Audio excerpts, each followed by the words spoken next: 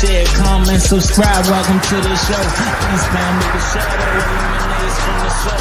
Knowledge yourself, you probably sitting on a pot of gold. Tell me in the chat, you think we from Africa? Really though? The wrong perspective will cloud your judgment. I mean, somebody could tell you somebody you wasn't.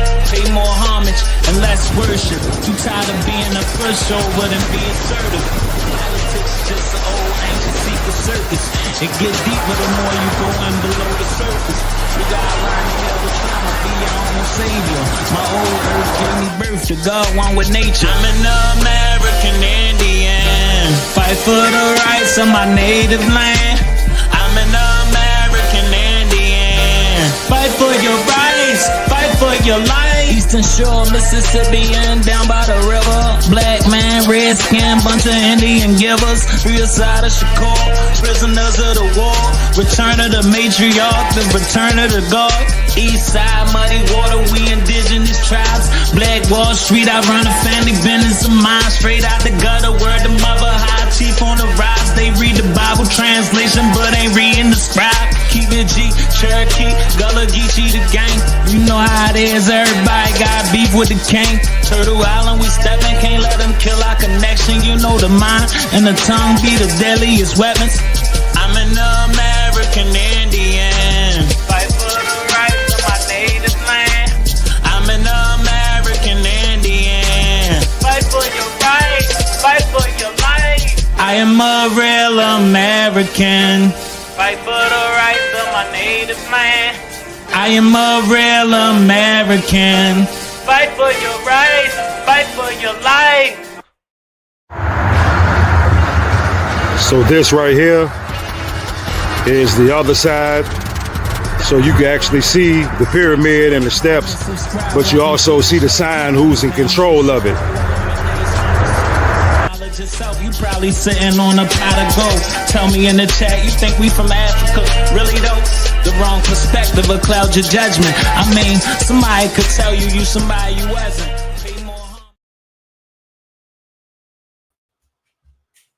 First name's Donnie, last name's Glover. In it to win it for the long haul, baby.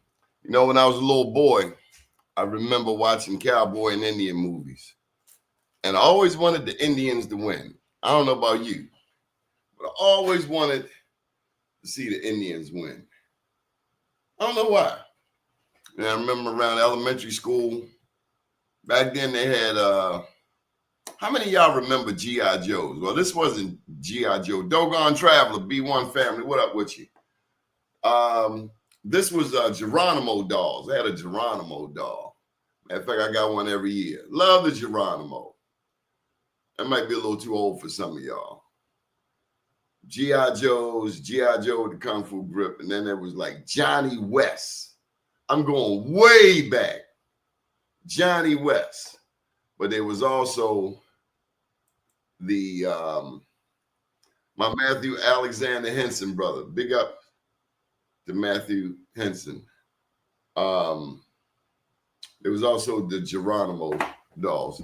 Hannibal James. Cut your camera on, man. Are you just tuning in?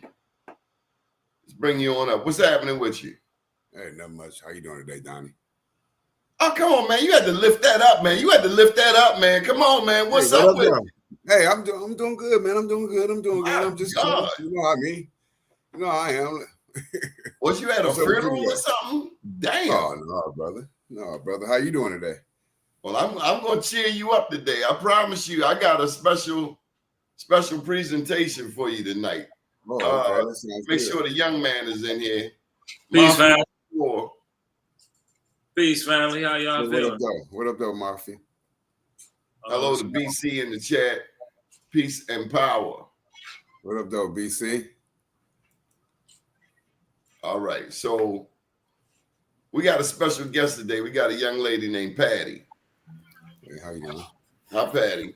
Oh, hi. How y'all doing? Awesome. Peace. How you feeling, Patty?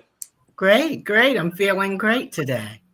Then So I'm gonna start off slow because Donnie will say, "This is the Donnie Glover Show, Patty."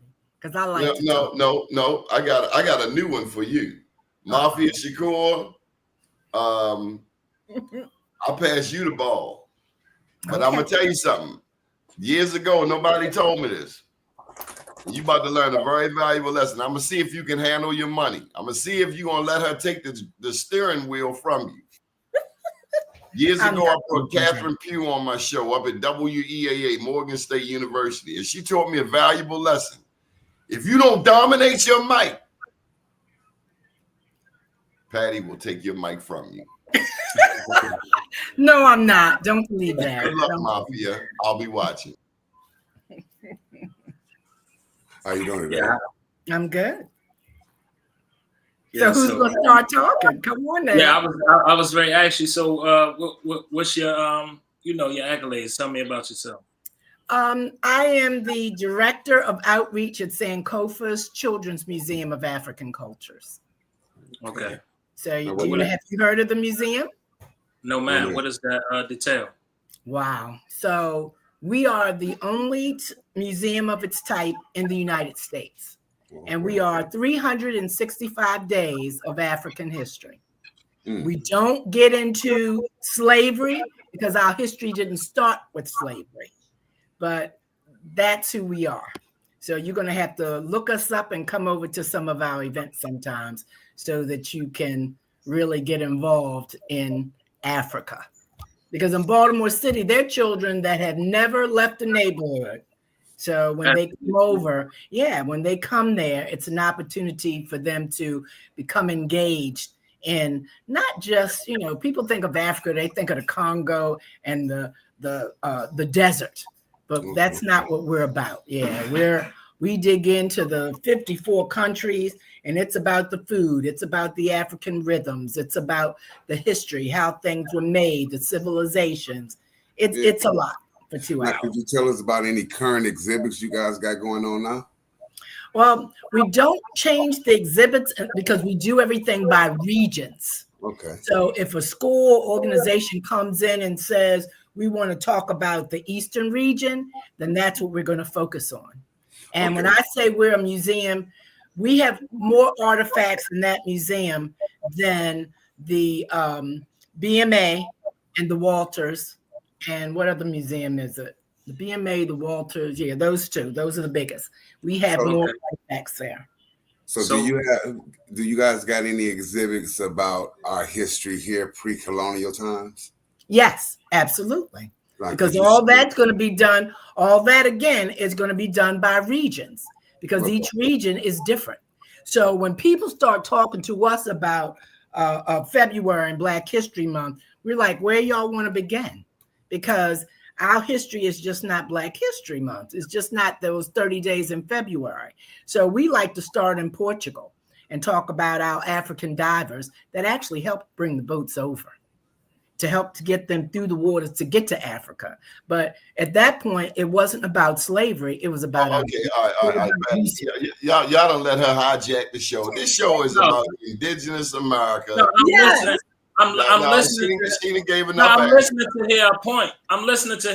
Because I'm not trying to get cussed out in the chat, bro, because they don't want to hear nothing about Africa on this show. Y'all better, you might want to... Well, let's start here. Let's start here. Today is Remembrance Day. Patty, it's Remembrance Day. Patty. And I want to say, slow down. The question is, how does this African culture relate to Indigenous American culture? Because the way we was told the transatlantic slave trade and all of these things is confusing to people who don't believe that we come from America originally. See, we come from global societies. So in that instance, we was all over the planet at a time. Everywhere. So the origin of certain African culture is like a programming, just like everything else has been. It's a programming of this Afrocentric concept when we have a American-centric concept of our ideology, because of we know what transpired on the land between the tribes, between, like you say, the Portuguese and these people who came to America and who have predicated their ideas and their ideologies and their religions on us as well. Okay, and I wanted to start with that because today is what Congress has deemed as Remembrance Day. So Remembrance Day is because of a person, I'm not even going to say his name because this person taught racism and just threw out division across this country. So I wanted to say that Indigenous People Day, which was Monday, and today is Remembrance Day, when you look at the correlations between Indigenous people and Africans, everything was whitewashed because it was taken away. The Indians were already here. So I can say Africans became slaves and rebuilt the country. And then I can go back and say Indigenous people lost their land, lost their heritage and cultures because they were whitewashed. Nobody wanted to talk about it. And what's sad about that is when I think of where the world is today, it's the younger people and the cultures that really keep history and heritage alive through our music, through our art, what goes on in our communities. And a lot of the older people, a lot of the Indigenous people being nomads, a lot of them, because they're being pushed off of the land, they're traveling across the country. So they would you say? They don't have the information out there. If you go to the what is So it? would you say that you have African genes or you have indigenous genes? Well, from my history that I know, I have both, because my mother's father was part of the Piscataway tribe. And believe me, I tried to find everything about them. I went all down in Washington and I went into that Native American museum and said, can somebody tell me about the Piscataway Indians? They only had 3 pictures, 3. And the reason they had those 3 pictures is because they were nomads and they were traveling across the country as they were being chased off of their land. But then when you go to the African Museum, the African History Museum in DC, it's a room that has a map, and it shows the Indigenous people moving across the country. Right. And in some portions of the country, they settled. So this history was being. Where did the Africans come from? This is the part, because even in doing my own personal genealogy, I would find more Europeans than Africans. I'm into the 1400s in my genealogy, and it's still no African. You know what I'm saying? Yes. So have you done an African ancestry test? Of course, if I do an African ancestry test, they're going to tell me I'm African because I'm asking to be African. Even if you look into the genealogy, if you cross-reference it, it tell you that most people who are Cherokee are being reclassified as Nigerian. So the programming of this institution, of this Pan-Africanism, is being promoted as well as people are trying to discover, because people want to feel belonging to something because we have been stripped of everything for so long. So that's it. On a spiritual concept, if you tell me that something that I came from was at a certain point, now I have to cross-reference that as to what I know. See, doing the research, I don't find no African whatsoever. So the whole African concept, if on prior shows we had reference to the African company who did trade as well, who brought that African concept and that mind to what we are. So the building of this African concept has been great, just as great as the religious concept that has been brought to the people. I agree with you 100%. And I'm also going to say, when it comes to doing the ancestry kits and the genealogy, it depends on where it's coming from and how many people are participating in that. Because the first time I did my ancestry, I did it on ancestry.com. My mother was part Piscataway, but her grandmother was Irish.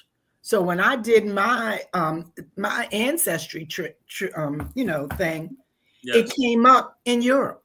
I had Wales and England, but I also had Benin and Sierra Leone. And I was really curious about the percentages of that because they were more than my Indian. Of course, So, Patty, let me just jump in on my show. Mm-hmm. We don't believe nothing that these people tell us.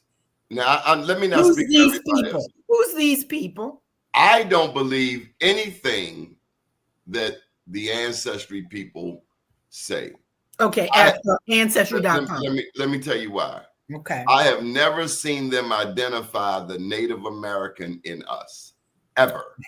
And if anybody in the chat has been categorized by ancestry.com, if you melanated and they told you what peoples you come from, please put it in the chat. But hold tight, Patty. This is a dialogue, and you're not going to dominate. Hannibal. Okay, go ahead. Hannibal, any thoughts on ancestry.com? Are you a believer in their works? You know, I'm a believer in like taking a raw data and uploading it into other places and deciphering it. Then you get what I mean? I think they like she said that they can give you different ethnicities and give you different locations, but you can take the raw data and put it into other places and get a better picture. Correct. So and that's all I was going to say, because African ancestry, when I did it was definitely Sierra Leone. That's where most of my bloodline came from. So I'm glad you said that. Do you speak any Sierra Leonese? No, I do not. Have you ever met a Black person in America who speaks an African language? Yes. Their native tongue? Yes. I mean, a person that's been here. I was going to say, being in the museum. Listen, Patty, listen. Okay. I'm talking about people who have been here 300-400 years. Do you know anybody whose family's been here 300 or 400 years, and we still know the names, those African names, those African words of the home, from quote unquote home? Yes, of a certain age, because Mama Kiki is Esther. Her name Esther Armstrong. My Mama Kiki. She has an African name that I can't even pronounce. Is 73 years old. And her mother just passed. Her mother was like in her 90s or something. Her mother has come to the United States, but again, it's always the language. And I watch Mama Kiki, who's from Ghana. Then I have Nigerians come there because they have a real tight African, little African family. And they come through that museum and you don't know what the hell they're talking about half the time, because the dialects are so different, because some of them speak strictly Guyanan. Patty, I think you're missing my point. We very few of us know any African words that have been passed down. And I'm just thinking, how could we be in 300 years and we don't know any African words? I mean, is actually nor do we know any African relatives to that point. If we look at relatives or distant relatives from different states or different parts of the country, different generations, you still won't see any Africans. No, because they've died out. In my age, I'm 70. Those the ones that would be close to me have died out. My great grandmother is 91 years old. She just turned 91 October the 4th. God bless her. You know what I'm saying? So it's even in tracing the genealogy, she is the one who told me about her grandmother who was an Indian. Okay. So a lot of what we know is, I think his point is through oral tradition. Yes. That has been what has kept us going. What grandma told us. If I asked it once, I've asked it 1,000 times, and the answer is grandma said we were Cherokee. Grandma said we were Blackfoot. Grandma said we were Indian. And that's what I was talking about when I said now it's the young people, because young people have expressed and learned more culturally and about the heritage because of what they've heard from ancestors and what they can put together. Because that's what I'm telling you. They don't want nothing to do with Africa. And here's a pointed question I had no answer for. They say, what has Africa done for us? That's a hard question, and you're not the only person that says it. But when I think of what Africa has done for us, it has been the textile. Many people don't talk about it that much, but the resources from Africa that have come here has allowed our country to build off of it. No. What about the have they done resources in America? for so-called African Americans? It can only come down to the resources. I'm not saying that they don't come over here. Well, you're saying it like The young people said Africa ain't done nothing for us. And I can't argue them. I can't name one thing and help me out. I welcome Hannibal. You're gonna wake up now. Come on now. I'm here. I'm listening. I can't name one thing either. Okay. I can't name one thing Africans have. Now, I will say Gaddafi wanted to give Farrakhan $10 million, and we're on the verge of the Million Man March. Was 30th anniversary. Gaddafi wanted to give Farrakhan $10 million, and the American government said, no, that ain't happening. But do you think it's a reason that Africans haven't given us anything? Because why should they trust us? Why should they want to do anything for us? Really? Why should we trust them? Why should we claim being African? Right. Because if they don't trust us, this is what I'm saying. This ain't about this ain't from an African's perspective. This is our indigenous perspective from right here as melanated Americans. I can't name one thing. They gave us their name. They put out their name in front of American to cover our identity along with. They did not do that. Yeah, I'm just Jesse. So let's stay on point. because they had their own. They had their own in their country. So just like indigenous people, they're here, and the information about who they are and what they accomplished, most of it has been erased or just whitewashed, just toned down. So they got Henry Louis Gates' name on here. Henry Louis Gates, they say he blew the lid off the fake DNA ancestry companies. Yeah, but he also said that only 2 to 3% of melanated people in America had indigenous roots. And I think he was so far wrong. I think he was wrong too. Very wrong. And we look at, now I got to tell you this, the young people may, I think, argue that he was supported by Harvard. He went to Harvard.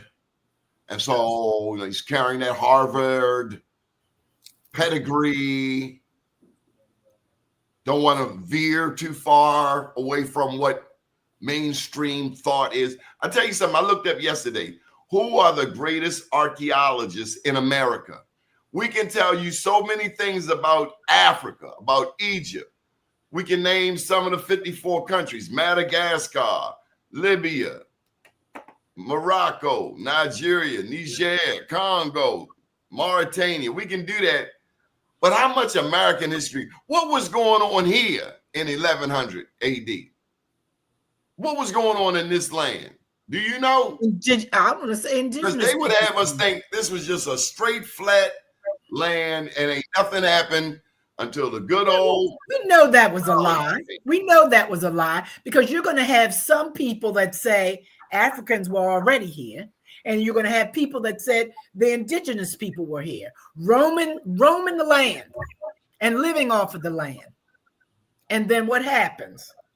The colonizers come, and then they just take over everything. They felt like they found it. They are here first. Everybody else needs to leave. They were not here first. I truly believe people. They were not here first, and they were savages. Yeah. They came here hungry. They came here hungry, looking like the non-black addicts in my alley. Oh, stop. No, you didn't say that. No, you didn't say that. They came here hungry. The Indians gave them corn. And food. To show their savage gratitude, they gave the Indians blankets with smallpox and called them savages and said that we were 3/5 of a human being. Meanwhile, they were feeding black babies to alligators in Florida. That is a savage.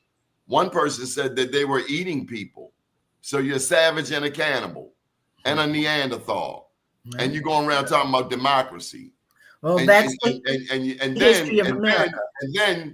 then you put the orange Teletubby in the Oval Office.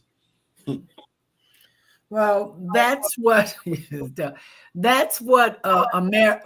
what people say is America's history. But we all know on this podcast know that that isn't the true American history, because we can throw out narratives all day and pull out points about history. We can talk about settlers. We can talk about indigenous people. We can talk about enslaved people. We can talk about the wars and what Black people did for the wars and what they've done for this country. We can talk about that all day. But the paper trail, if we go to Walter Plecker, the paper genocide, it has a paper trail to show where the confusion and where the misnaming came from. And it can show you, so it's not just theories or ideologies or scholarly work. It is really documented as to who we were as a people before the renaming and the reclassification. Yeah, you're right. So at the museum, do you guys got any anything about our connections to the natives there? To the the Indians? Yeah, like you said, you got connections to the Piscataway. Do you guys got any connections there at the museum that shows? No, the museum is African. The Piscataway is my family. That's my mother. That's who I was talking about when I mentioned the Piscataway. Do you think that this need to be something that need to be taught to the children? One more time. Do you think that this is something that needs to be taught to the children, like the Piscataway? Oh, absolutely. So we already know, and I go to school board meetings, and it's very sad because there are people that come to those meetings and constantly fight for more indigenous history and more African history. We don't have that yet. And again, a person of my era, I didn't learn about African history until I went to college because it wasn't taught in elementary school like that. All we learned was African American history. We learned about Harriet Tubman, Martin Luther King. We didn't talk about anything else. That's what it was. Is there anything that we can do to get this type of message that we're trying to get out here, that we got indigenous roots, instead of putting out the big African thing? And is there anything that we can do, like far as on the level that you're doing with the African thing, with this indigenous thing that we try to put to bear? They have different organizations, and actually the mayor's office has an indigenous committee there. He has an indigenous, a Spanish, African. So he has people. And if you're in a school system, well, the schools sometimes reach out to those committees and ask people to come in. But the museum that I'm at, for outreach, I go and just talk to people and then bring them in and try to, continue to educate people in the school, and not just children, but adults too. Because there's so many. Have you ever seen this picture right here? Have you ever seen this picture right here? No. It says America. These are some of the original renditions of the peoples here in this land, pictures painted quite often by Europeans. It says America. And we don't think of indigenous Americans as having that much melanin in their skin. Indigenous people are all shades, just like Africans are all shades. Well, when they paint the picture of the Indians in America, they're always referring to the Asians who came through the Bering Strait. Yes, so as if all Indians, the only Indians, are the ones that came through the Bering Strait. And we know that we have a lot of people. How about this one for you? Did you know Michael Jackson had Blackfoot and Choctaw roots? No, I've never heard that. Look it up. You know that boy can dance. And the thing is, all them kids in Africa be copying his moves. Yeah, they do. Today, well, everybody practices moves all over the world. Japanese, Chinese, everybody practices moves. Koreans, everybody did his moves. Period. Do you know about Califia? I do not know that much about Califia. So Calif. You see the root word in that? All right. The root word Califians. I mean, this is a picture. I've come across it. Califians out of California. Califia was named after an African goddess or black goddess, a melanated goddess. It's a Spanish story, to my understanding. But these are indigenous people straight out of California. Beautiful. Because Indians were everywhere. Oh, there it is, Queen. Yeah, Indians were everywhere. And like I said, when I went to that American Indian Museum in DC, and it is beautiful. It really is. So they have so many tribes in there. But I was specifically looking for the Piscataway, and they only had 3 pictures in there of the Piscataway tribes because they said as nomads, they were hiding from people. But they had so much more in there. It's beautiful. So yeah, Indians have a lot to tell. And when you go across the country, I mean, I've been down to the Seminole reservations down in Florida. And what made me sad about the Seminole reservations was the isolation. Because, you know, Florida just has everything. It's everything in Florida. But that reservation was so desolate. It was just out there by itself. One road in, one road out. If your car broke down, the alligators might get you on the side. I tell you no lie. It was amazing. And they get big checks. They have their own schools back there. I mean, they don't have to come out if they don't want to. It was beautiful. But that saddened me because the Indians are isolated. But they are not the Indians. That's the concept, because these people who are controlling these reservations are the people who are keeping us from claiming our heritage as the true Native Americans. That's why we have an American Indian, Native American concept, because we allotted out of our identity. That's why they pushing the African concept on us as well, because this is who we are. It's not they. This is who we are. This us we talking about. We're not talking about somebody else. We talking about, when we talk about the coloration and the pigments of different people, these are the people who are infiltrating with our identity. Oh, I totally believe that. And when I look at, because I'm not a curator, I can't tell you everything about Africa and everything that's in that museum. We do have a curator that talks about those things. But when you look at some of the masks and the faces that are on the masks, they're not all big nose and big eyes like, you know, it's depicted in books on how Africans are supposed to look. They're eyes that look like they're Japanese or Chinese. You know, Africans are all shades. Green eyes, blue eyes, you know, blonde hair, black as night or light skin. And Indians can be the same way, not can be, but are the same way. When you see them, long hair, short hair, black hair, curly hair, eyes are different color. Everybody doesn't have like the hook nose. That's the stereotype that you would always see on those pop westerns. Have you ever seen this picture of an Indian, Patty? I have. It's a beautiful picture. It's beautiful. I was looking at it when I was talking. That's a melanated American. Yeah, beautiful. We don't see these pictures. We are only taught about Chicken George, Kunta Kinte, and Roots and Kizzy and Chicken George. Yeah. Imagine, so Patty, let me tell you, they took a whole bunch of our ancestors, like down in Virginia. People who had like Cherokee roots, Blackfoot roots, and they said, guess what? All of y'all are African Americans now. Who said that? Some white and men who gives them the authority to say that? Some white men sitting behind the table. Their whiteness gave them the authority to say it. Yes. Yeah, that's the privilege. That's the privilege. So it's not just privilege. Listen, Patty, when they did that, see, if you said you got Indian roots, so you go over there to the office and say, hey, I'm here to declare my indigeneity. And they say, oh, well, sorry, Patty, you are a Negro. That means that the land that you would have inherited because of your grandma, they'd have just X'd you off the list. And that came to a total of at least $5 billion in Virginia of land stolen, because they said, no, Patty, you're not Indian. You are African American. Yeah. And that's what this show is about exposing truth. All right, Hannibal, you got the floor. Come on now.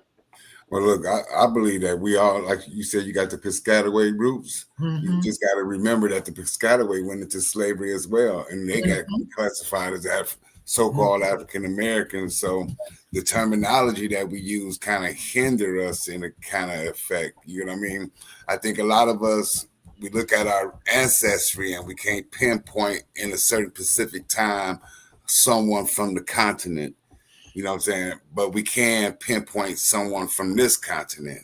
So I think that we've been trying to attach ourselves to something that ain't trying to attach themselves to us. You get what I mean?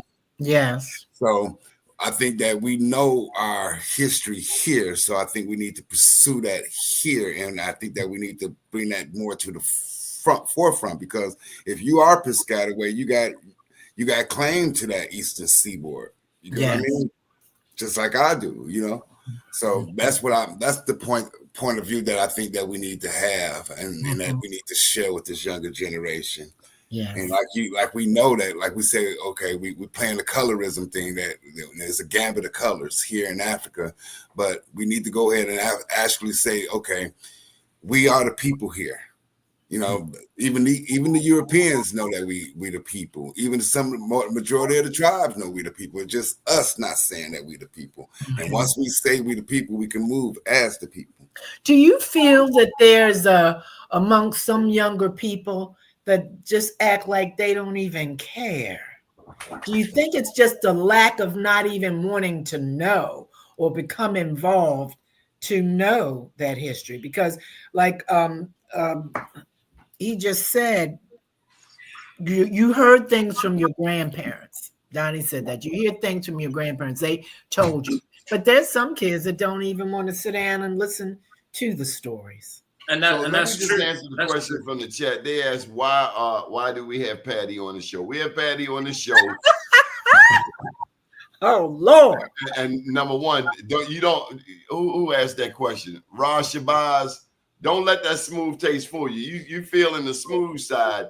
Don't make her go medieval on you, Raj Shabazz, because you might be sorry. But she is from our community. This is our big sister. Ain't no question. She's been on radio for quite some time. Harsh, you coming in or not? Because you've been doing all kinds of disco dancing back there. Come on in here, Harsh. We need you. Peace. Peace, brothers, man. Where you been at, man? Working, man. You know, New Mexico. I'm somewhere in Texas now, man. Headed to Alabama. All right, you've been listening on the show. You got to tell the people why we got Patty on here. You know why she on here, don't you? Well, I mean, I've been hearing her talk, and I think that she has a difficult time with grasping the concept of us being who we are. And so does everybody else, though. I find it, hard to, really fascinates me is that everybody wants us to be everything else except for indigenous to this land. They want us to be Hebrews. They want us to be Christians. They want us to be Africans. They want us to be African American. They want us to be everything else. Please find the well. Hey, no. How's How everybody? You doing, bro? Good. Just handling some family stuff. But I hope glad all to is be well. here. Yes, everybody's good. Thank you. Yeah, but like I was saying, how you doing, Miss? Is it Patty? Yes. Yes, I think everybody has a hard time grasping that, which makes me even lean towards it even more, because it's a small percentage. We're talking maybe 2 or 3% of our people have a grasp what we're talking about. And like I say, everybody wants us to be everything except for indigenous to Tamaree, or what they call Turtle Island. So I feel sad that people feel. I feel sad that people feel that way. Well, I mean, I'm not going to advocate. I advocate human. Look, Patty, read the screen. God, I can't. I'm trying to get back in. It says, "I have great respect for Patty. Give me her phone number." No, I'm sorry. The time now is very important, and there's a lot to risk. And then brother Mafia Shakur, man, you was hitting all the nails on the head, brother. Yes, sir. These people on these reservations. First of all, the Seminoles is not even a tribe. What are they? They were named by the Spaniards, Seminoles, Oh, and those were different tribes that came all across America to fight in the Gullah Wars. Right. is that why they were isolated that way? That's what I was saying. I felt That was bad, like the like they were All-Star so team. isolated. That was the Well, All-Star team against the people like Andrew $20 Jackson. when you say isolated, what people are you talking about? Because those people who you think are Seminole Indians are nothing but $5 pretendians. Wow. Those are not Indians. When you look in the mirror, you see the Indian when you look in the mirror, but they have us thinking that we came over here on slave ships. They within the last decade, out of the 350 to 450 years that they say that they brought us over here on ships, they have dived down in the river and allegedly found one ship. One ship out of 35,000 ships. All right, Patty, you got a museum. You ever seen a slave ship? Not in my museum, but I've seen them. And I've seen the slave ship down at the Reginald L. Lewis Museum and at the Curacolana in Curacao. But go ahead. Those are fake. Those are fake ships. That's something that they made. Yeah, those aren't real ships that brought anybody in here. And like we have been trying to explain to people is that during the time of so-called slavery, they had cameras. That nobody took a picture of anybody bringing anybody over here, but they took pictures of people bringing European immigrants. So as much as they like to remind Black people of their demise, you would think that they say, hey man, we're gonna take a picture with this camera to remind these Negroes that they ain't never been nothing but slaves. They could even do that much. So nobody's buying that slave narrative anymore, except for the people who still latching on to it. But we are not African. We have blood ties and we are family with Africans, but we are not Africans. And another thing, and I'm gonna pass it to somebody else. When they arrived here on these shores in 1492, after being expelled from Spain, they probably counted approximately, I'm just giving a guesstimation, 300 million indigenous people that look like you and I. What happened to 300 million people? They just disappeared off the map. So they had to bring in some Africans in order for them to be moved out into the ocean. What happened to the 300 million people that were here? They look like us. And why can't there be a possibility that we are those 300 million people? I can say there could be a possibility. I really do need to read a book on that, because that's a lot. What you're saying is a lot. So why is it, if they're trying to change this narrative about Africans and indigenous people, you're saying that they totally erased everything from all indigenous people? That's why we don't have as much as we have on the Africans? Like, where did it go? Where did the information go? Because from time immemorial, we have always been the Michael Jacksons of the planet. See, everybody who comes after Mike wants to be like Mike. I don't care who they are. Chris Brown, Usher, what's my name? Chris Tucker. You can't, even the kids who wasn't even born when Mike was around want to be Mike. And that's who we have always been from time immemorial. So they had to come and they had to switch that up because of who we really are. All right. Then there's a lot of documentation that even like somebody was talking about the government and go to the government and read the books. And I agree. The government even call us the natives. It's just that, like, we don't agree. Like I keep on saying, we don't agree that we those folks. So when they say, when the government calls us the natives, you're saying it's all indigenous and not African? Yes. That's what I'm saying. So I'm saying that even when they talked about the Seminoles or the Runaways or the Creeks, you go back at the government's records on the Creek Indians and Muskogees, they call them Negroes. They call them blacks. Let me share some of these comments. This is from Shell the Lump. Thank you, Shell. You've been dropping some jewels. And by the way, Patty, that's a South American pyramid. They want I've been there. Oh, okay. They want us to. be everything else but who our ancestors tell us we are. And my parents told me that I am Indian. This is from Yehuda Lioness. TA slaves are here as an extension of the Spanish Inquisition. And we know we are not every native tribe, but our people came here with Solomon 3,000 years ago. Read. And one lady did say that, read a book. She said, read a book. She said, read a book. Okay. I'm not against that. So we are taught also never to question what we've been told. So let me ask you something. If they got a pyramid like this in South America, does it make it's in the Yucatan? Does it draw any connection to you to Africa? Does it make you think at all of Africa? Absolutely, because this particular pyramid, Chichen Itza, they say it's the 8th largest pyramid in the world. And when I went, you couldn't go up the steps. It's a sin to go up those steps. But the technology of the way that this was built, you see that little hole at the top? If you're standing at the bottom and you clap your hands, sounds of birds come out of that hole.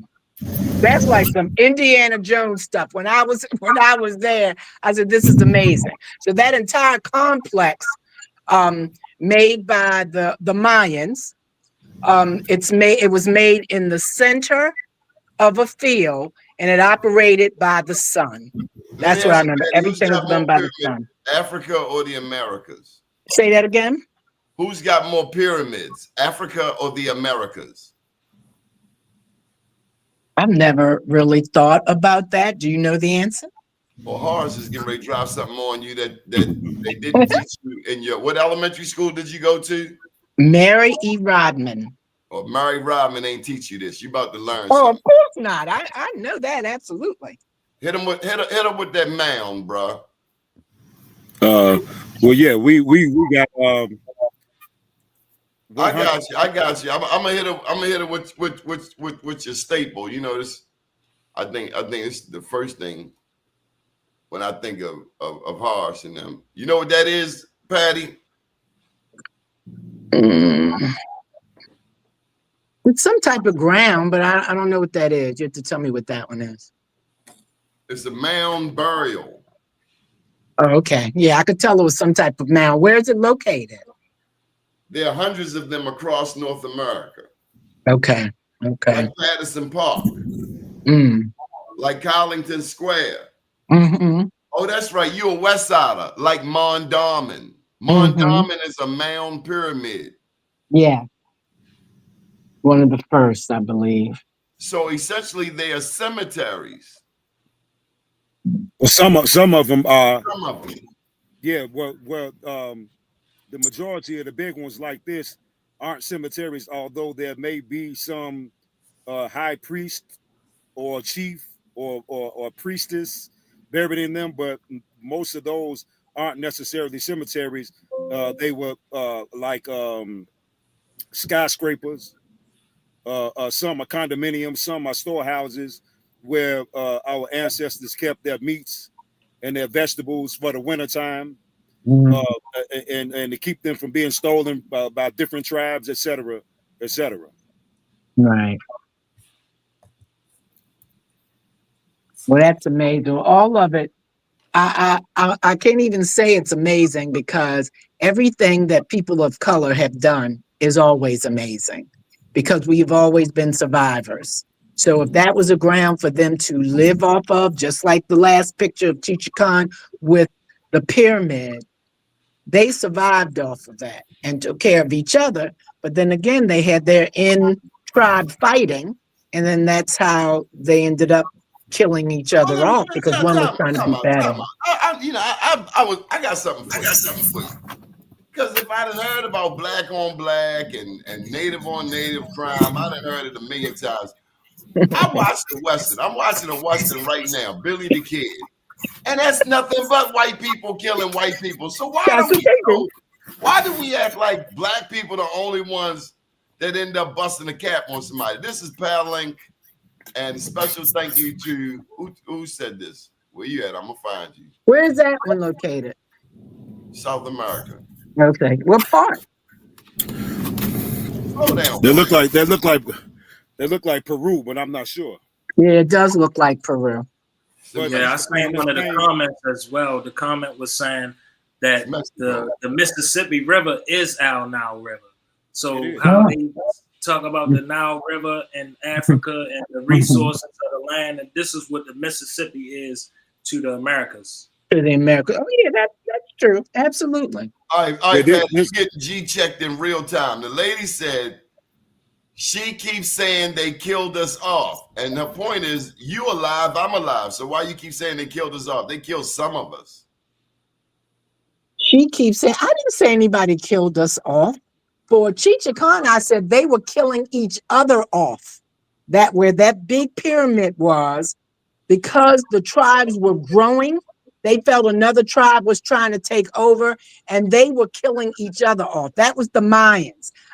That's who I'm talking about from that last picture. So I don't understand what she was saying, what her point was. I think that particular story is fabricated, especially when I watched the movie Apocalypto, Mel Gibson. Yes, you know, which painted that picture as if our ancestors was just murdering each other like ruthless savages. We were never ruthless savages like the picture that they paint.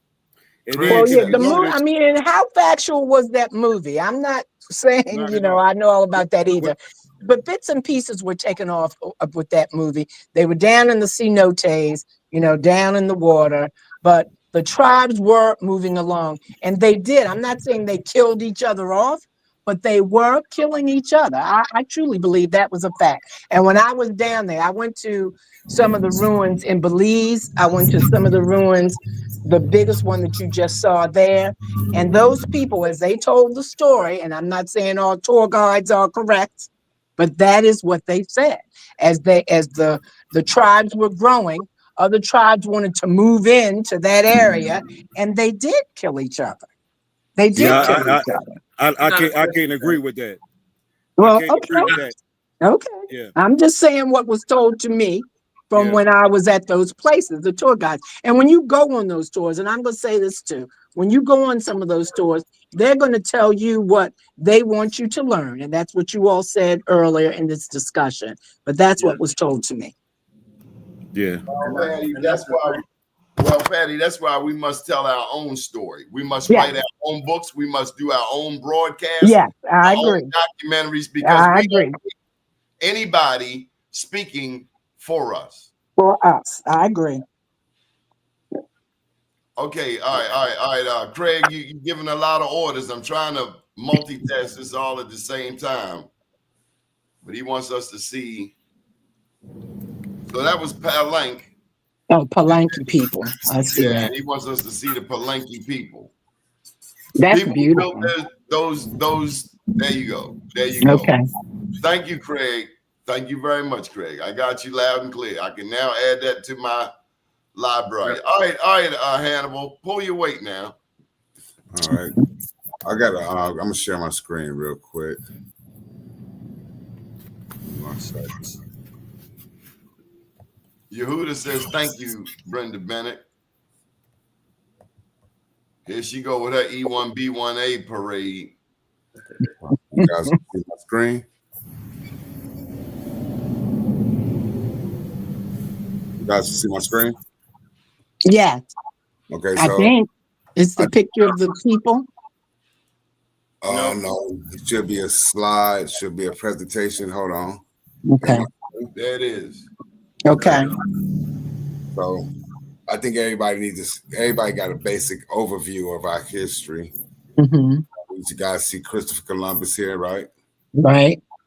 And then he wanted to discover the new world. Everybody know that. And then this one to kind of get kind of tricky, that when he kind of discovered these trade winds and stuff from over that way to get over here. Mm-hmm. See that? And then we go here. He was dealing with the Spanish and the Portuguese crowns at the same time. So this is some information that we got to keep in mind. And then at the time, the Spanish crown was Ferdinand and Isabella, and the Portuguese crown was King John. This before it became Spain. Spain was two two regions, Castile and Aragon. Then it became Spain, right? So you got the Catholics over there with Spain and Portugal, right?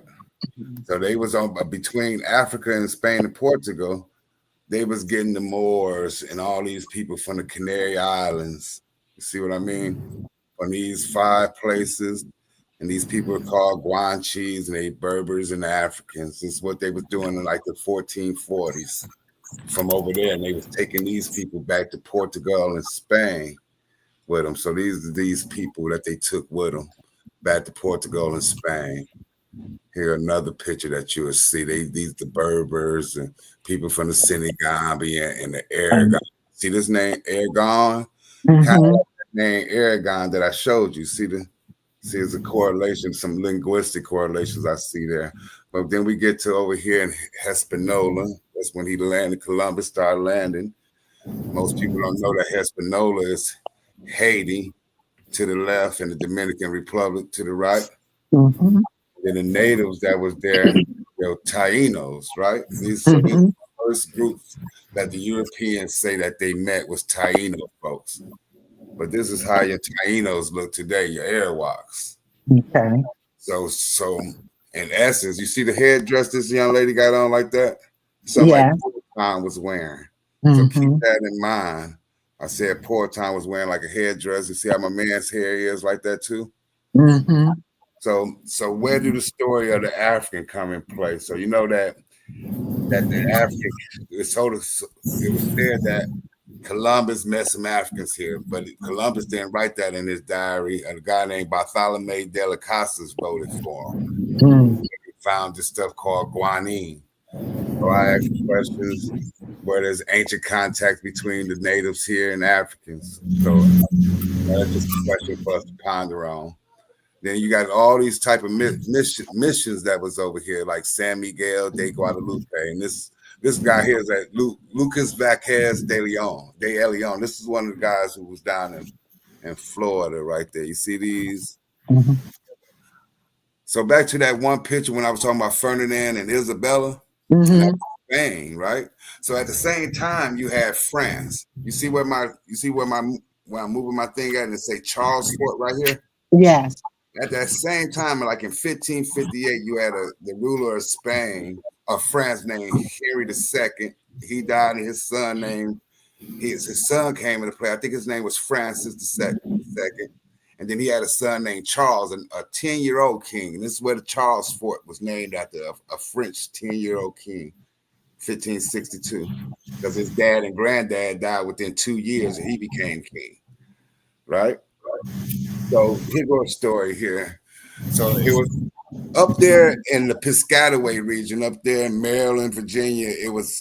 They had a mission called the Ajacan mission, right? You had some Spanish people, Spanish missionaries came up that way, and they kidnapped this one Native American named Paquequenio, right? This is his name in Spanish, but his name, they took him for about 10 years, took him to Mexico, took him over to Spain. His name is Luis de Velasco, right? This is his Christianized name. But in reality, he's actually Powhatan's brother, Opakanawa, right?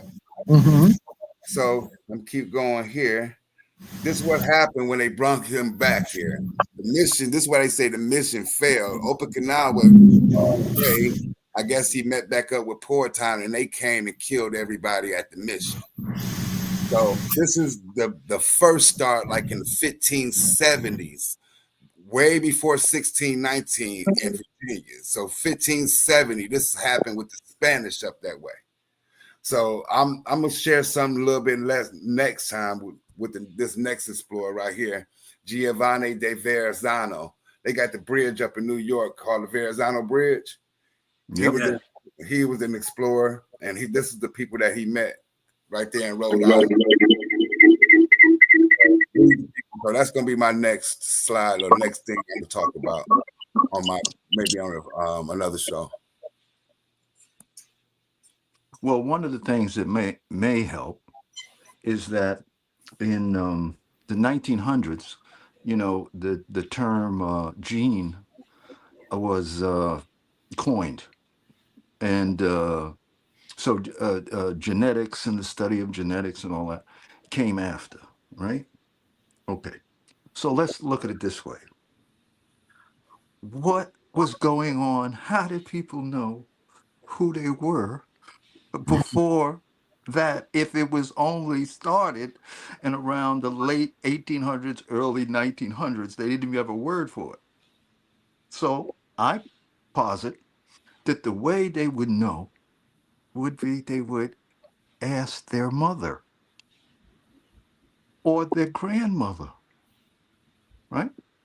They would tell them who they are. Now, when the colonialist invasion happened, now you had people outside for the benefits of economics, uh, politics, land grab, are defining you with a name. An outsider is defining you with a name. That would be as though you went to China and told the Chinese people who were living there that no, you're not Chinese, you're Polynesian. They would look at you like you were crazy because they know who they are. They speak their language, and their mother and their father looks like them, and they tell them the story. You don't need an encyclopedia because you got your mama telling you who you are, right?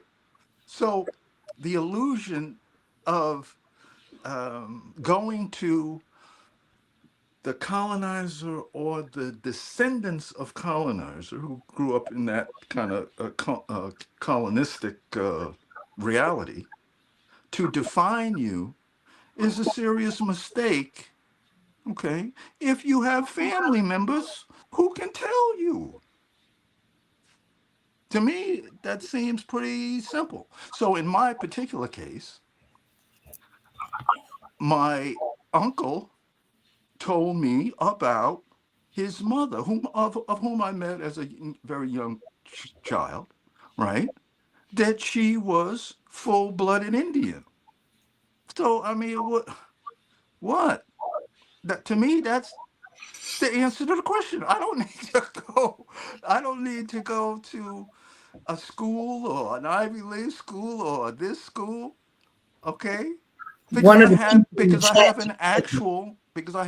actual person in my family who can verify who they are. That's it. Yeah, End of one of the story. persons in the chat just said that. It's a cycle. It's an Yeah, everlasting cycle yeah, with yeah, people of color, period. yeah. So Hannibal. So how did the 10-year-old king? How does that relate to King James from that 1500 period to the time when King James was said to come? And how does the Spanish and the French? I mean, the Spanish and the English. How does that coincide, or how do they bump heads? And this is the thing that 10-year-old's mother was Mary Queen of Scots, and King James' mother is Mary Queen of Scots, so that's his brother. So that's how it all relates right there, and that Virginia area coming up there. So the English was more of on a Protestant thing. You had the Catholics and you had the Protestants. You had people that was Jesuits, and that's had to do with the Catholics. And you got these other people like the Presbyterians or these other groups, these Baptists or the Quakers, and all these different derivatives. And they was all at war with each other in the 1550s and 60s. So you got King James and his mother with France, and then you got Mary the First with England, and her sister Elizabeth the First. She kills Mary Queen of Scots, and they unite England and all that, Ireland, all that stuff over there, and they become one. You good? I mean, England, France, and all that dominion, Mm-hmm. Henry I and all them people, they all becomes one under England and the British. And so that's why we got 13 colonies. That's when the 13 colonies came about a little bit later. Did I confuse anybody? I know I'm saying a lot.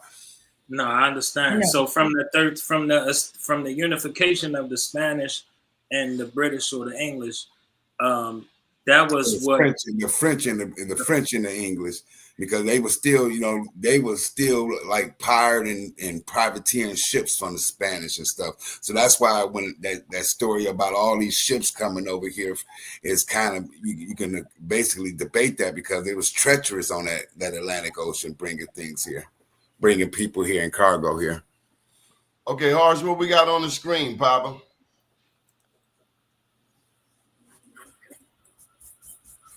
It's Google Earth something. It's Google Earth. You got to unmute yourself, Horace. Got these long pyramids that extend all the way from upstate New York to Alabama. And they have been parading them around as if they've been Appalachians. But we know that that's not the truth, because here we go right here. Check this out. And I said that I was going to, this is, okay, there we go. How about that? Help me understand what I'm looking What at. it is, yeah. Tell me. Well, this is the same thing they do to the other pyramids on the land.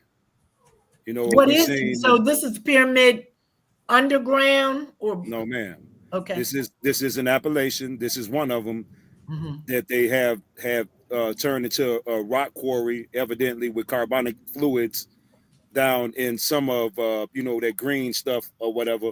But we see this all across the land in every major city where there are pyramids, that they turn them into these rock quarries.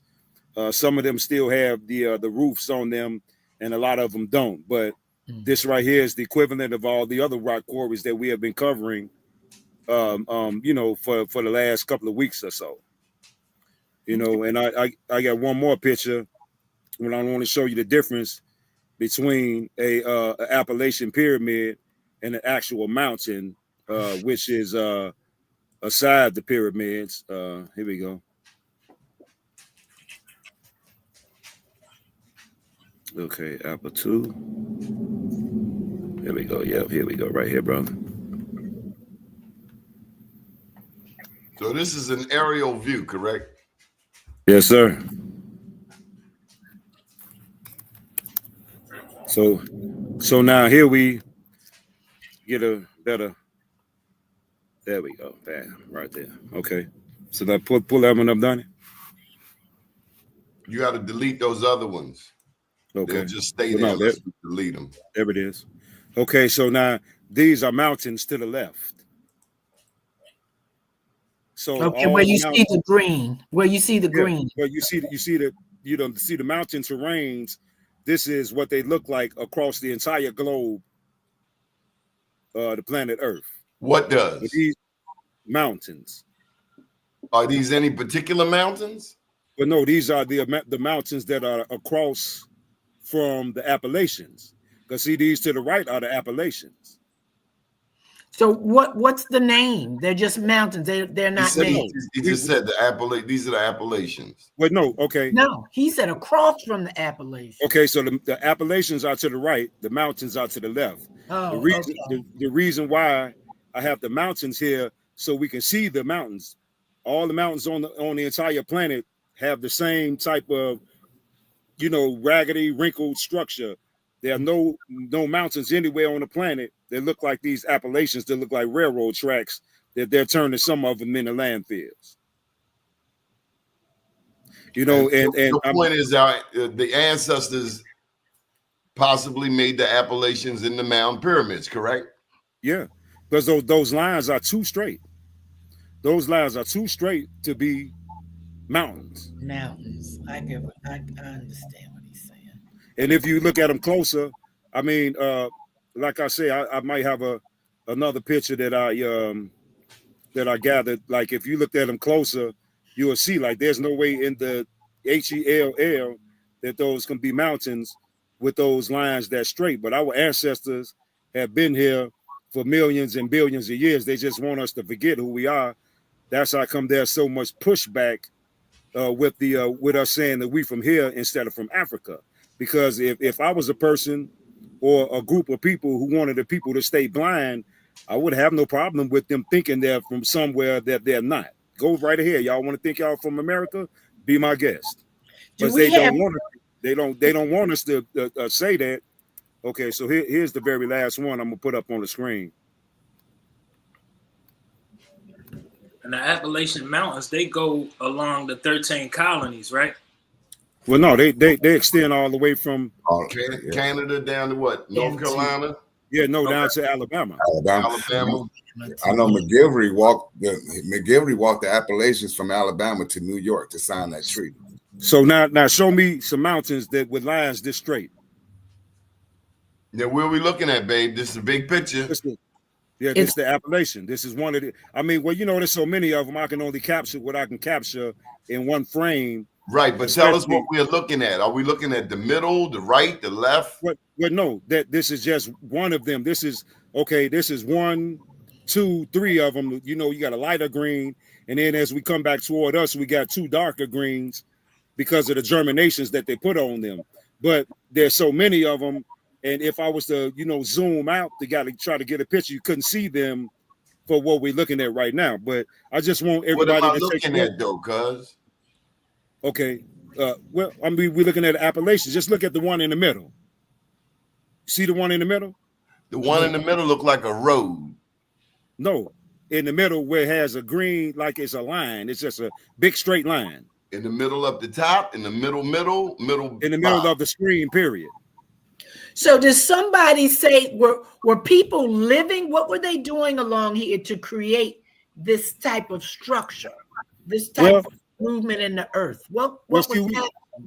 We have mounds that cover miles and miles and miles of mounds. So whatever technology that they were using at the time was far advanced enough for them to build these type of structures, and they stand in the test of time and without moving an inch.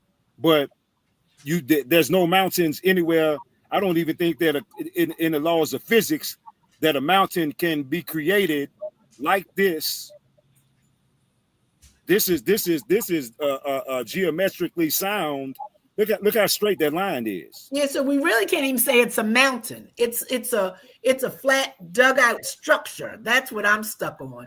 So we say dugout. What do you mean? These things are. Give me some more pictures. Something I can really look at and tell what it is. I see how it's shaped. So that made me feel like it was dug out on purpose. The first one that I showed was dug out, but these here are probably about 500 feet high or taller. See, we can't tell that from this picture. Oh yeah, from the picture you can. You know it because you saw them firsthand. You give us something else. Give us more. Okay, well, I'm gonna give you what I got just so far. Let me pull this one up because this is the last one because I was trying to do this, you know, before I had to go to sleep. But here we go. T. And okay, so somebody wrote in there, most likely it was a city. What made you go to that spot to take these pictures? Well, you know, my ancestors, they hit me upside the head a couple of years ago and made me realize what was going on. Okay. And that's all. They said, go out there and take them pictures. Go take them pictures. That's legitimate. Okay, so now y'all see these winding straight lines right here? Mm-hmm. Now, those are actual Appalachians, and they curve. So, you know, I get better ones. But again, I had just took this particular picture to show what mountains look like. Mm-hmm. And the mountains are at the top of the screen. Okay. So I don't care where you at on the planet. You could be here, Africa, Australia, California. Mountains look like that. Mountains don't look like straight lines. Mm-hmm. Mm-hmm. I'd be curious to know if you go down and pick up parts of the earth. You know how they do those tests where they pull the dirt up from like dug really deep, and they can tell you what was going on, what year that dirt and rocks came from. I would really like to know. Well, see, the method that they use for those, well, for creatures that inhale carbon, Mhm. they can use the carbon dating method based on the carbon that settles in their, excuse me, in their bones over the course of years, and then after a certain amount of years, which is 35,000, they can't go past 35,000. Okay. So Okay. when they get to 35,000, what they do is they start going into the nitrogen phases of trying to give you a number. But Right. all of their Right. numbers, for the most part, be inaccurate as well as something to throw you off. But they don't want to tell us is that we've been here for billions of years, Mm-hmm. not thousands. Thousands is a small number, like a cup of water in the ocean. But Right. I don't know if you guys can see these, but uh, these they were able to travel along these all the way down. Mm-hmm. That's just like I seen the sister in the comment said that there's pyramids in Chicago, and so the rock quarries that sit on I-80 in South Holland, which is the south suburb of Chicago. The people don't know that that rock quarry has a tunnel that goes all the way to downtown Chicago, which is probably about 50 or 60 miles away from South Holland. Oh yeah. Yeah, I'm sure that's true. Indians were always digging tunnels, going from place to place. That's We are those Indians that you're talking about. yes, that's what I'm saying. I'm agreeing with you. Yeah, we Absolutely. are those Indians. Those Indians that we see, that look like who could I say that they look like? What's my man name? Bill Cody. uh, yeah, they look like Flo Rida. Oh, Flow Rider. Yeah, Oh, I mean to laugh. they look like him or DJ Khaled. Those are not Oh, Indians. okay. Okay. Them Johnny come latelys and Oh, they I stole get our what you're birthright. saying. Yes, yeah. You're talking about like they look like they're Indians from India, like that type But of Mexican. Well, see that movie Apocalypto. Go back and watch it.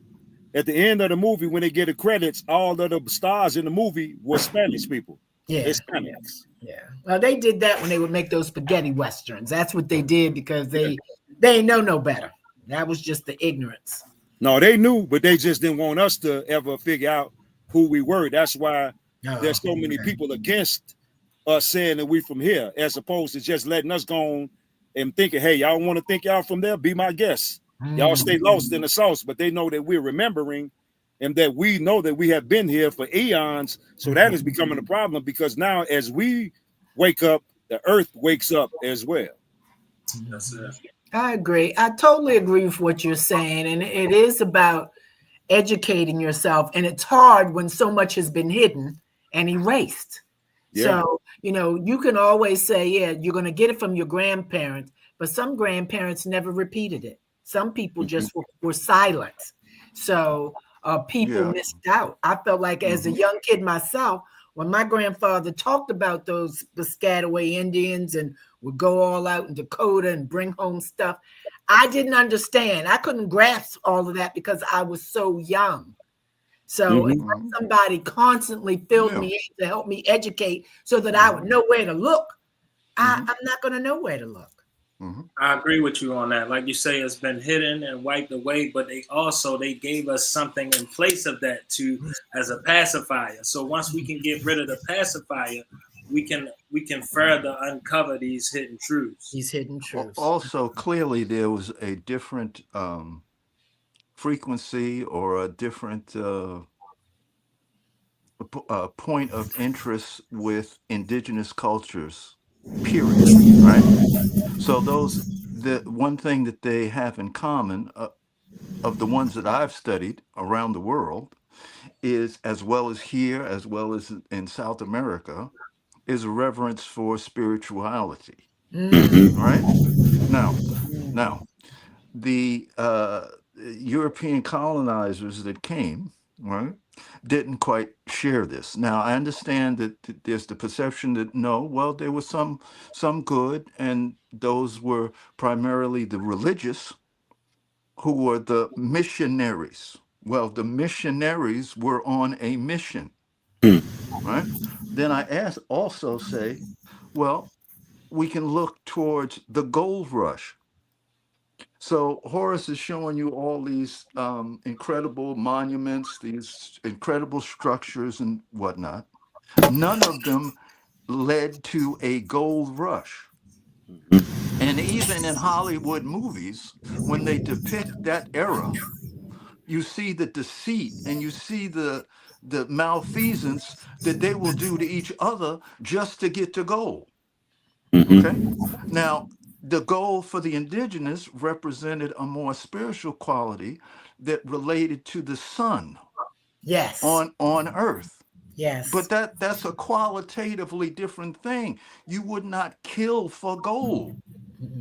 You would have more reverence for it, and because you're more connected to the earth and the land as sacred. Yes. So it that's why the question is so complex, because it's on multiple different levels, and you cannot go to the so-called authority because because it's hard to trust the authority when they have been lying to you for eons. Right. So that's what makes this group so enticing, because it's an opportunity for all of us to talk, share, and discover our actual true roots, so that we can continue on our moving forward. Is very, very important program. True indeed.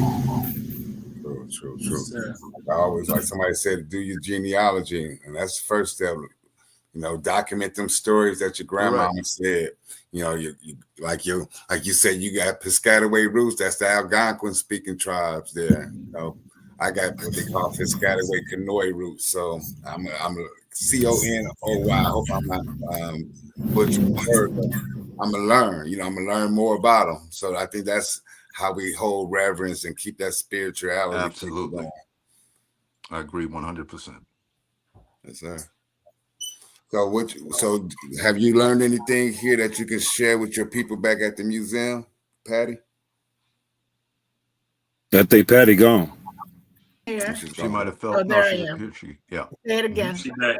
I was saying, did you learn anything today that you could share with your people at the museum, and maybe incorporate our history as natives there as well?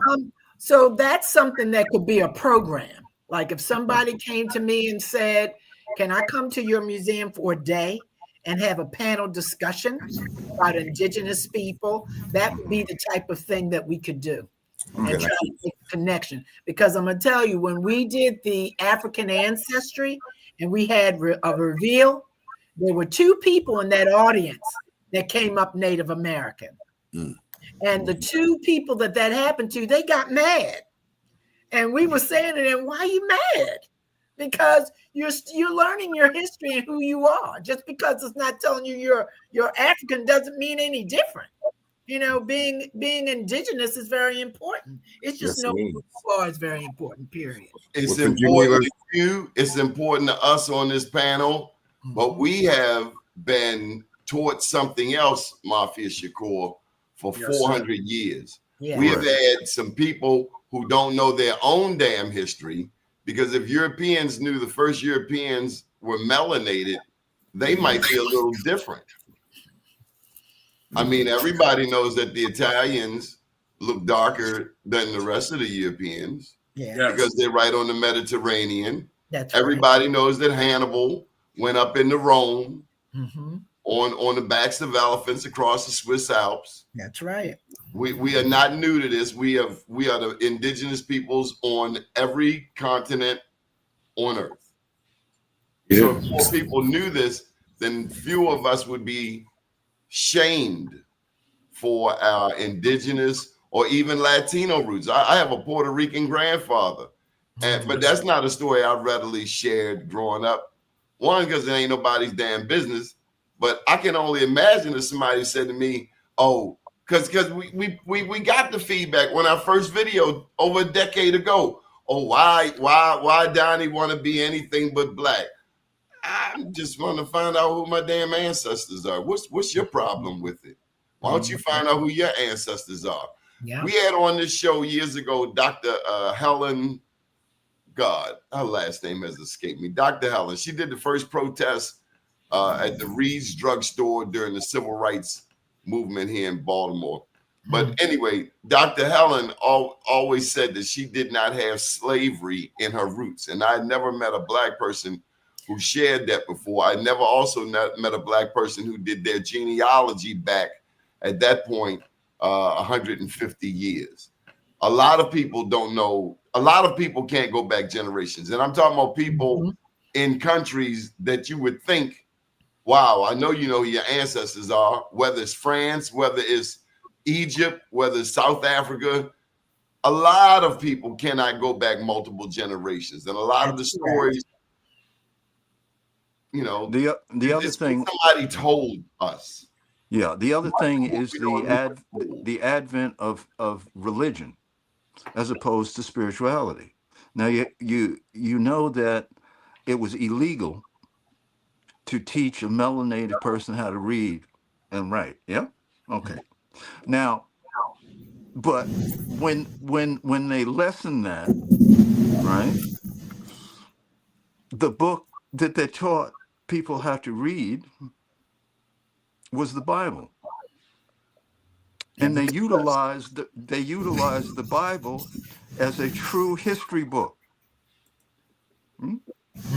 Okay. So once again, you have a foreigner coming to your land where you have your spiritual traditions Already in place in reverence for the land, the planet. And now you're adopting a book that was written by the people that came over here on a boat to colonize you and take your resources. Yeah. So to me, it seems like that would be the point of your inquiry, to ask yourself, why are you blindly following this? Most people's reference to history is the Bible. Right? That's what it is. Yeah, that's it. That's So it. this Yeah. process of unlearning is tremendous. It is tremendous. And I don't care what age you are. If this comes to you at 80, it comes to you at 80. If it comes to you at 10, it comes to you at 10. If it comes to you at 15, it comes to you at 20. The main goal is to constantly keep inquiring to know your truth. And you go to the closest people to you is your family. You see what they know and see what that leads to. But there is a revival of spirit that is undeniable, that we through this show and through other shows, this ain't the only show, but there is a movement now to know the truth, to get deeper, and the deeper we get, the more spiritual we will get. I 100% agree with that, because right now young people are hungry for that exposure. Once you're exposed to it, then you just want to dig and learn and learn. That's how I am. You're never too old for learn. That's what you're on earth for. And those who learn must teach. Those that know must teach. So that's why we want to show everybody who's watching the show a page out of the slave Bible. Yes, there was a slave Bible. It was not the 66 books that we know. As it says here, it was selected chapters, select parts of the Holy Bible.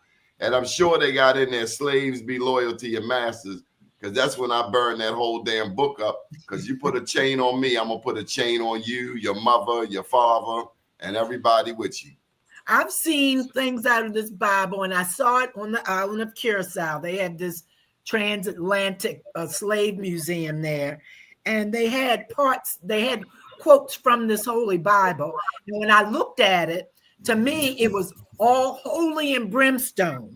Like, if you don't do this for your family, if you don't do this, then you're not going to survive. If you don't do this, your family will perish. To me, it was very scary. I didn't find it as something calming that as a slave, I would want to read.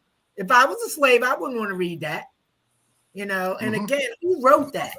Who wrote that Negro slave Bible? Correct.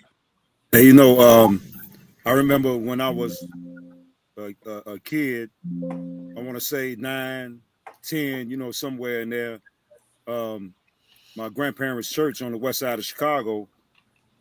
They had a movie that they played, and it was sometime during the week. It wasn't on a Sunday or anything like that. But the name of the movie was The Rapture. Man, you think Damien was scary or Hellraiser? Man, after I saw that movie, I had to go get the Holy Ghost because I was scared to death. Well, the thing that woke me up, that started my inquiry, is my father, who was a deacon in a church, gave me a Bible. And, when my father gives me things, I took it seriously. So I opened the Bible up and I read the first page, which was the King James Version of the Bible. So I immediately went to my father and said, "What is this book?" And he said, "Oh, no, this is the book. This is, the Word of God." And I said, "Well, why would there be a version?"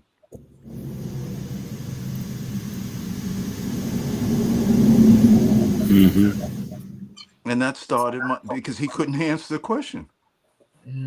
So, Patty, So for why your would you need a information, version? okay. So it's not the truth. Okay. I'm All right, sorry, it's not the truth. so Patty, in addition to the Bible, here's some other. This I don't know if you ever heard of the principles of Maya. You said you found the Bible to be fire and brimstone. Well, I have come across this. I don't know if this non-Afro crowd is going to like it, but it has a different way of dealing with sin. I have not committed sin. I have not committed robbery and violence. Oh, that's I have not stolen. I have not slain men or women. Is that a little more palatable to you? Yeah, it would make sense. Right. I have It not would make raped sense people. I have because not you assaulted. these are like affirmations I have that not somebody stolen would what read. belongs to God. I have not overstepped my boundaries I've not of been an concern. eavesdropper. Yeah, signifying worse than stealing. Y'all know what that means? Absolutely. What signifying worse? better. Yeah, I have an On idea. the sideline or something, right? Signifying is worse than stealing. Minding somebody else's business is worse than Yes. stealing. Yep, mind your business, child. That's grown folks stuff, child. Mind your business. All right. So we've been on here for $1.50. Let's go around the horn. Mafia, you've been quiet. Yeah, I just wanted to say I think we all been saying it, but it starts with the education. If we think that education starts in Africa, that's going to be our beginning point. So if we don't come from a global aspect, then we will neglect the history of America that come from that same span of time that we talking about. So diving deeper into the knowledge base of the so-called biblical or the beginning of time, the antiquity aspect of Indigenous America. Yeah. I also believe that we need to take a closer look at why they was using this religion and why they was divided and because if you look at us as a people, we the total compendium of their religious. You know what I'm saying? We got everything. We repeat everything that they do. So I think we need to take a step and analyze this: the what, where, who, when, and why, and then we'll get a better understanding of why we're in this predicament. Yes. And I would say to explore Speak up, Planet. I would say to explore the word spirituality. Just don't use it. Find out exactly what it is, how it differs from religion. Okay? Because, in other words, the preoccupation of all of these indigenous ancient cultures that made all these magnificent things is they happen to be really possessed by this idea of the pursuit of the spirit. So we need to explore that. Just explore. Don't take it, well, I'm spiritual or this or that. No, no. Really look at it. Really look at it and see what it is. Just see what it is. Ours. Well, you know, I think that one of the main things that is overlooked is the Bible is not world history. Correct. You know, according to that particular, whatever you want to call it, uh, uh, Adam and Eve was only created what 6,000 years ago. Correct. So what happened before 6,000 years ago? But we know I don't you really like to get into those conversations. But the thing is, to see, there's a reason why they don't want us to know we're from here.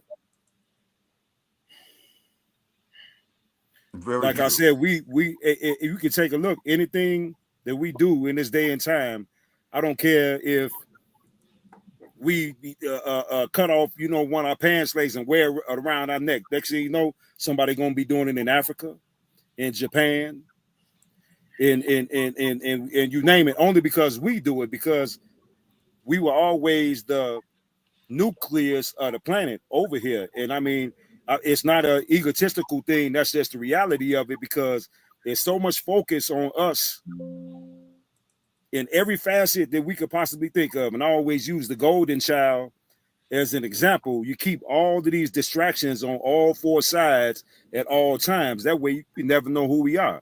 But once we find out who we are, it's a wrap for anybody who comes against us. And I don't know if you're familiar, Miss Patty, but I came up with a thing called a Million Matriarch March. Mm-hmm.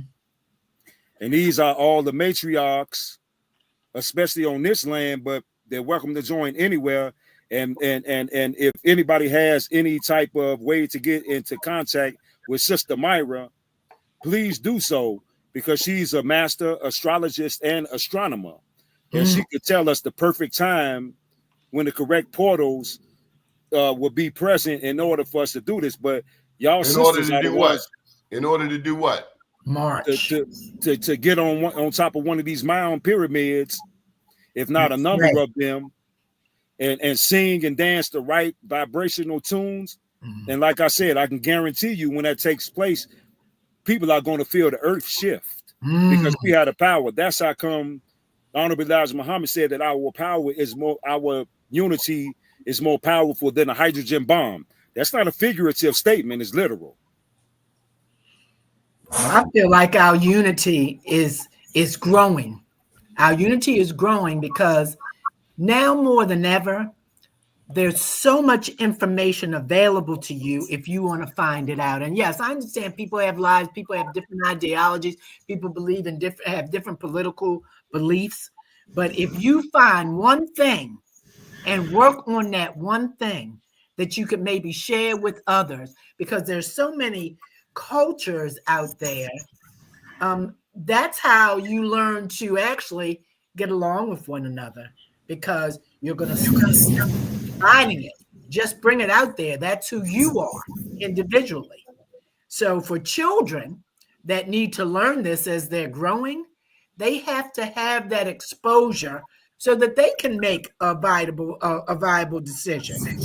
They can learn about Africa. They can learn about indigenous people in America and where we were. But they have to have that exposure. So it's about each one teaching one. I want to thank Craig for putting this on the screen. This is about the Boston Kings. You can look it up for yourselves.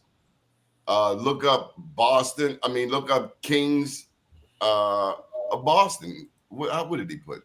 Craig, put it up there again for me. Do you see that black man well-dressed in that war? This is the Revolutionary War. Yes. And they were saying that there were black kings all throughout New England. They never taught us this in school, Hannibal. Later. Never taught me. Now, when you have never seen that black man dressed like that nowhere in your American history books. And see, this is also important for non-black people, because a lot of non-black people, they come to this country and they ignorant. I'll tell you something, and I don't mean no disrespect, but I'm walking down the street and 2-3 people from India come walking up the street. I'm walking straight through the middle of you. I'm telling you.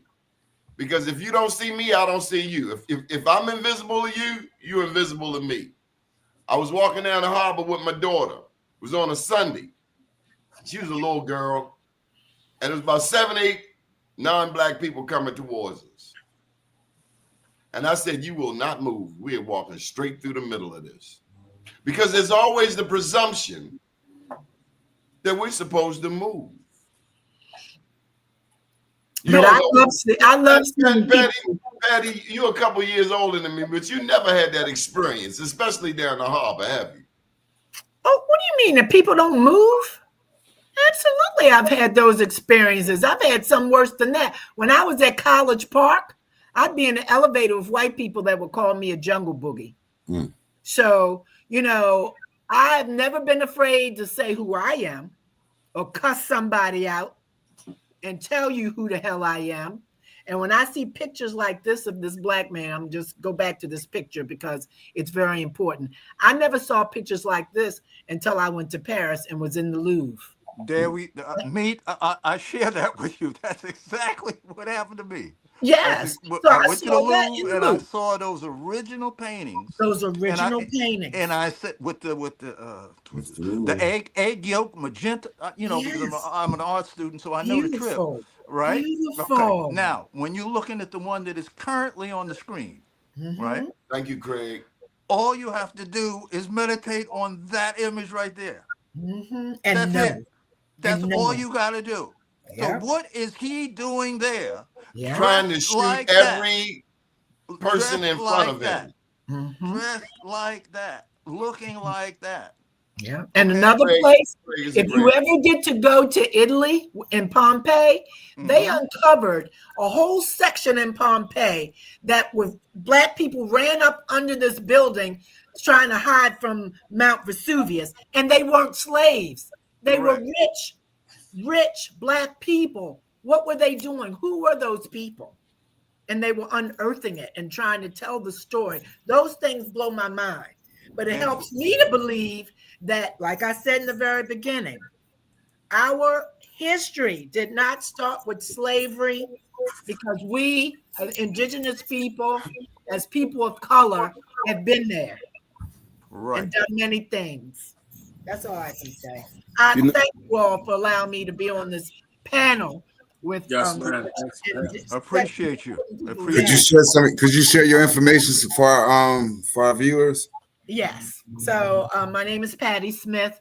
I'm the director of outreach, and the name of the museum is Sankofa. Sankofa's Children's Museum of African Culture. Okay. Sankofa's Children's Museum. And understand, I always talk about that Sankofa bird because that bird's head is turned backwards and it's telling you to know your history, learn from that history, and the feet of that bird are going forward. And it's telling you to always move forward. And as a people, we have to always move forward. Know what it's great. Know what it is, but move forward so we can teach everybody else. Oh, hold tight, Patty. Before you go, I want you to know that this is a picture of Boston King. That was his name. Oh, Boston King. And the Boston King. And he was back during the Revolutionary War. Some blacks fought with the British. Mm-hmm.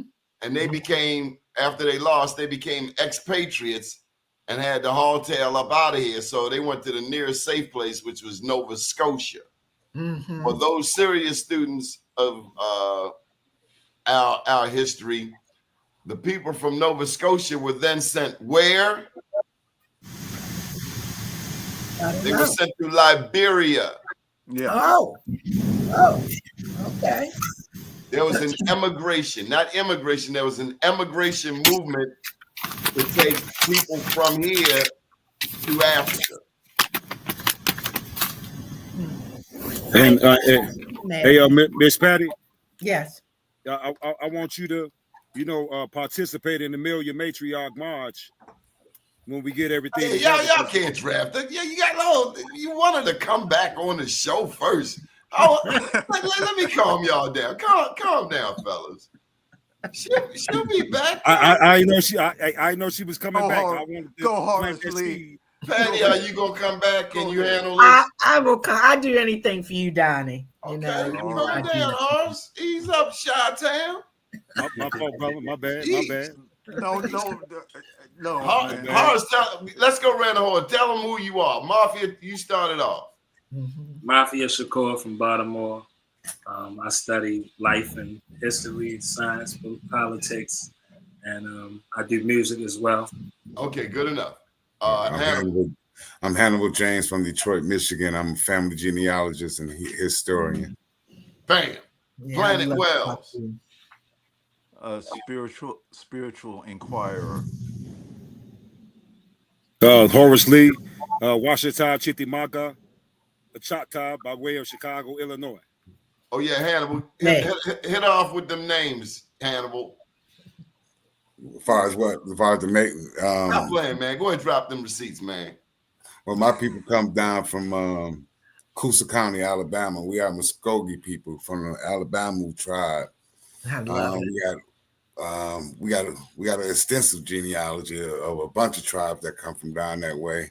So we are amalgamation. I know I got Saponi, Otu, I got Pima from out west. I got a lot of tribes. Cheru, Cheraw. I got Tell her that fancy saying you had Sappa Pony, that little slick thing you got. that's what the Saponi in North Carolina call themselves. Mona Suckapona. That's why we say Saponi. It's Suckapona. That come from out of Saskatchewan, Canada. That sounds like a pickup line, don't it, Mafia? Yes, sir. Pony girl. It's a black What's your phone number, girl? Oh gosh. Yeah. So are we doing the libations list tonight? Yeah, but hold up, Mafia Shakur, they want your contact information. They looking for you. And great job, Hannibal, because it ain't always Hannibal be hitting me. Nope, Hannibal, you got your shot. Shoot your shot. Yes. Yes, sir. And we got a private chat, so you can put your information in the private chat. Yeah, keep it private. Absolutely. Yeah, Mafia Shakur. You can reach me on. I'm on Facebook. Mafia Shakur. No. You can put that in the comments. Put it in the comments. That way they got it. All right, Horace, you got the floor. Hold tight, Patty. You appreciate this because I know you like real. You like the real, right? I like the real. You don't like no fake bacon. You don't like no turkey bacon. You want to eat bacon. You want to eat real bacon, right? Yes. Damn, man. Okay, I want to give honors to the Prophet Noble Drew Ali, to the great Queen Neitha of Chicago, Illinois, the most honorable Empress Badayasi, Chief Redbird, Chief Warhorse, Honorable Elijah Muhammad, Malcolm El Shalik El Shabazz, Dr. Khalid Abdul Muhammad, Dr. Delbert Blair, the Honorable Taj Tariq Bey and Dr. G, Dr. Claude Anderson, Dr. Francis C. Wilson, Dr. Ari Connor, Sister Shahrazad Ali, Mama T, Vicky Dillard, Sister Myra, Dr. Joy DeGroot, Professor Lumumba, Patrice Lumumba, Professor P.L.O. Lumumba, C. Freeman Hill, Dr. Martin Luther King, Jay Guevara, the Honorable Dr. Malachi York, Omali Yashatila, Julius Malema, President Ibrahim Traore of Burkina Faso, the beloved brother Bobby Hemmett, the Honorable Reverend Phil Valentine, Nellie Fuller, Fred Hampton, the Honorable Minister Louis Farrakhan, Anthony T. Browder, Dr. Booker T. Coleman, Professor James Small, and the sister on YouTube by the name of LaChris, Dr. Rod Hayes, Steve Coakley, Billy Carson, 19 Keys, Dane Calloway, Karimo Ahua, Rizza Islam, the legendary Top Cat, my good brother Tariq Nasheed, Dr. Sebi, Dr. Leila O Africa, Yaki Awakening, King Randall, Magic 363, the beloved brother Donnie Glover for providing us with this platform to reach our people, the Honorable Planet Wells, the beloved brother Hannibal James, the young and wise and intelligent brother Mafia Shakur, and our beloved sister Patty W. Smith, and all of our viewers who are 100% down with us with no questions asked. Ashe. Billy Glover, Doc Glover. Shout out your ancestors. Rose Lee. And Jones. Steve Earl Johnson. Smith, Albert Elmer Goodman, Jones, Johnson, Sun Ra, Yeah. Laura Kevin Holman, Carrie Bessie Robinson, Smith, Hazel Smith, Ali Lilly, Johnson, E. Rodney Jones, Luther Maggie Holman, Smith, James Holman, Amanda Jones. Leona Holman. Planet Wells, you got the final word. Give us something spiritual. Take us home. It's all inside. Speak up. Speak up. It's all. Can you hear me? It's A all little better. It's all inside you. God did not go to Walmart to make you. He didn't go to Sears. He didn't go to J.C. Penney. There's only one God. That source took from himself to make you. That source is in you.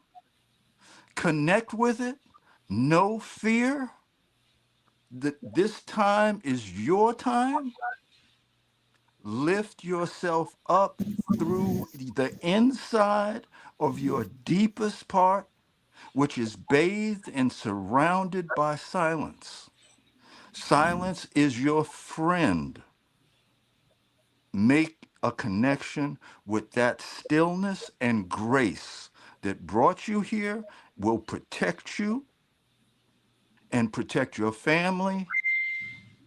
And the highest truth, the highest love sent to you and your family on your journey.